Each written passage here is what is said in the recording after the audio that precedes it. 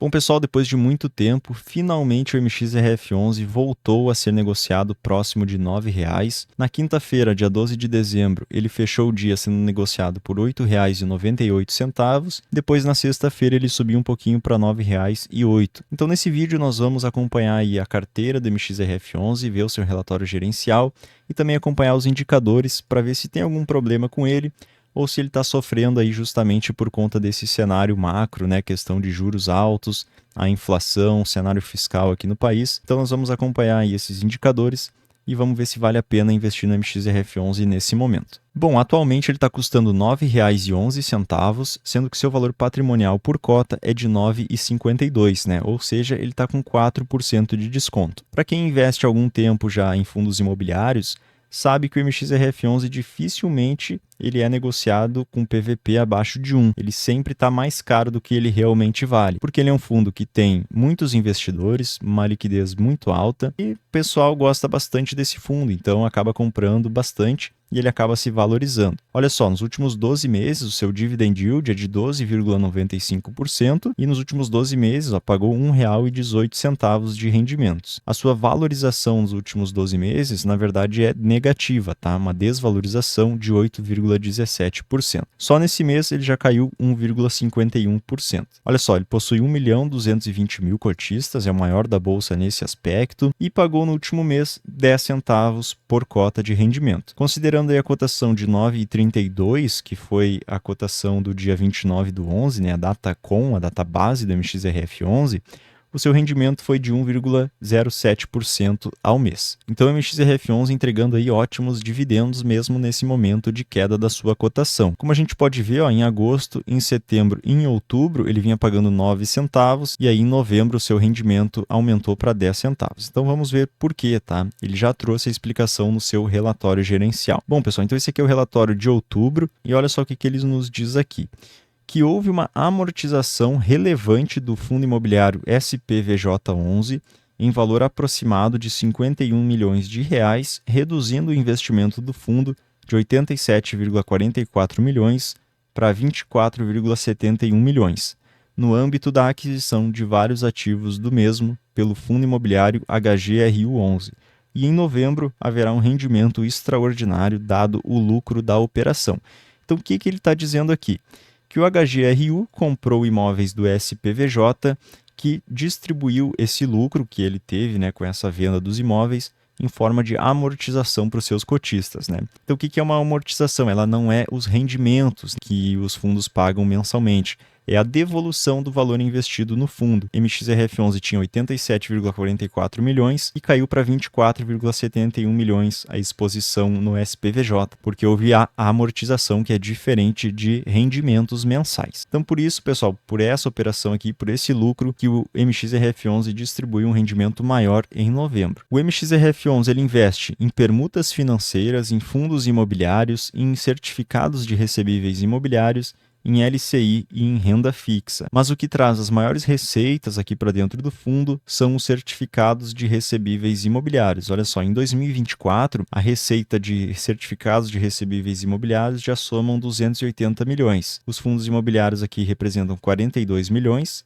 as permutas 30 milhões, e a LCI renda fixa já trouxeram uma receita de 24 milhões de reais. A maior receita vem dos CRIs justamente porque a maior parte do patrimônio do MXRF11 está investida nessa classe de ativos. Esse gráfico aqui, pessoal, nos mostra que mesmo com a queda da cotação do MXRF11, se nós considerarmos desde janeiro de 2023 até outubro de 2024, o valor de mercado da cota do MXRF11 mais os rendimentos pagos por ele, ele está ganhando da NTN-B e também do IFIX. Tá? Então, olha só, ele vem se valorizando 12,41%, a NTN-B 11,88% e o IFIX 11,49%. Então, o MXRF11 ganha desses dois indicadores aqui nesse período. Sobre a composição do portfólio do MXRF11, 78,5% do seu patrimônio está investido em certificados de recebíveis imobiliários. Então, por isso que a maior receita do MXRF11 vem dos CRIs, né? Porque a maior parte do patrimônio está investido nessa classe de ativos. Depois, 10,1% está investido em fundos imobiliários. Depois, 6,9% é o caixa do fundo.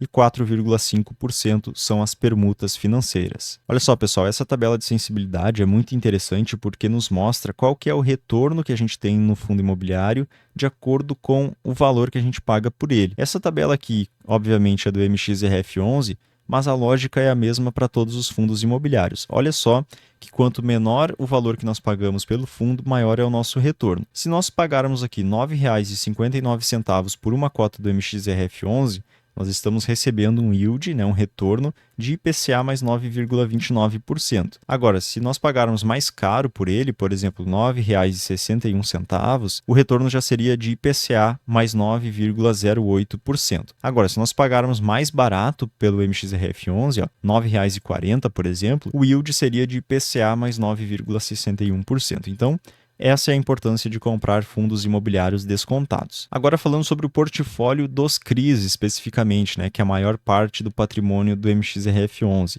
Olha só, 81,19% dos seus certificados de recebíveis imobiliários estão indexados ao IPCA.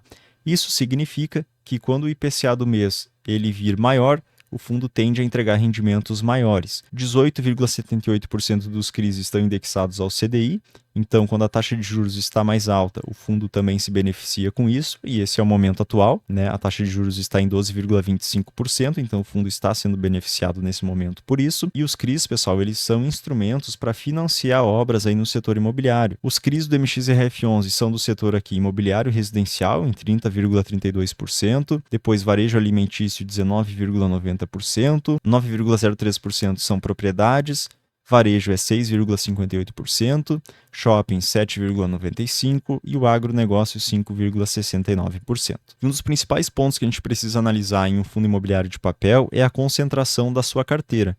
E o MXRF11 ganha um ponto positivo aqui nesse caso, porque olha só, a maior concentração que ele tem em um único ativo é de 5,08% aqui no CRI da Birman 32. Isso significa que caso aconteça algum problema aqui nesse CRI, seria apenas 5% do patrimônio do fundo que estaria comprometido. Depois, o segundo maior seria esse shopping Itaquera, que representa 3,38%. Então imagina se tivesse um CRI aqui que representasse 50% do patrimônio do MXRF11 e acontecesse algum problema com ele. Seria mais da metade da carteira do MXRF11 que estaria comprometida, A receita poderia cair em até 50% nesse caso hipotético. Então, por isso a importância da diversificação nos fundos imobiliários de papel. Claro que nos fundos imobiliários de tijolo também, mas somente para dar um exemplo aqui para vocês, beleza? Bom, pessoal, recebi algumas perguntas lá no grupo do Telegram que me perguntaram se havia algum problema na carteira de CRIs do MXRF11 porque a sua cotação estava caindo bastante. Na verdade, o fundo ele tem 3 problemas, com 3 CRIs, só que já fazem bastante tempo que eles ocorreram. Por exemplo, tem esse CRI Hart aqui, que inclusive o fundo já executou as garantias. Depois tem esse CRI Urbiplan aqui, só que aconteceu lá em 2018 esse problema. E também tem o CRI Next Group, só que aconteceu já há 2 anos atrás. Então o MXRF11 ele não está passando por nenhum problema nesse momento, nenhum problema recente que tenha acontecido. E o problema do MXRF11, claramente, é esse cenário macro, onde todos os fundos imobiliários estão sendo aí prejudicados, a cotação vem caindo bastante.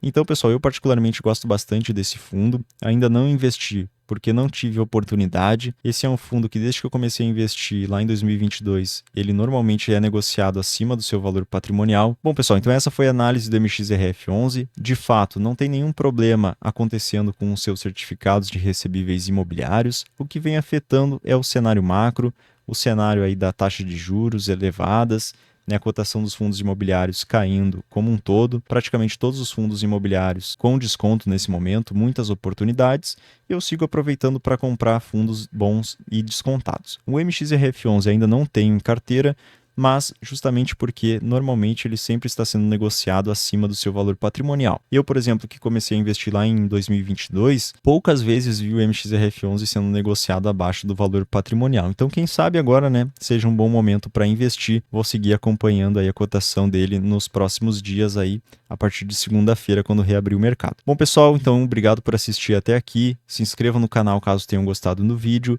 Um abraço e até a próxima.